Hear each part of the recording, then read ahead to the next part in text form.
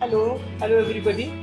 आज आम्ही सगळ्या फॅमिलीच्या सोबत आलोय किगा आईस्क्रीम पार्लरमध्ये. बाहेर खूप उष्णता आहे, पुण्याचं तापमान 40 डिग्री सेल्सिअसच्या वर गेले, पण किगामध्ये आल्यानंतर आज आम्हाला असं वाटतं की अरे आपण राईट प्लेसमध्ये आलोय. आणि आज 2 नवीन फ्लेवर्स आम्हाला खायला देत आहेत ती मंडळी. आणि हा जो कच्चा आम आहे तो पण खूप छान आहे.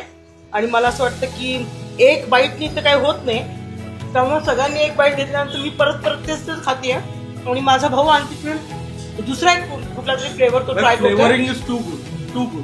म्हणजे जेणेकरून मी फ्लेवरिंग डिझाईन केलाय ना, awesome. Flavouring is good.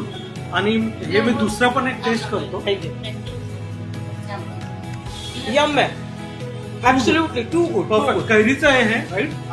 कैरीचा flavour पण सुंदर केलेला आहे. आणि सेकंडली फक्त फ्लेवर चांगला नाही तर भाई पूर्ण मॅनेजमेंट चांगलं आहे. जे हे सेटअप रन करतायत, the person is very friendly, ambience is good.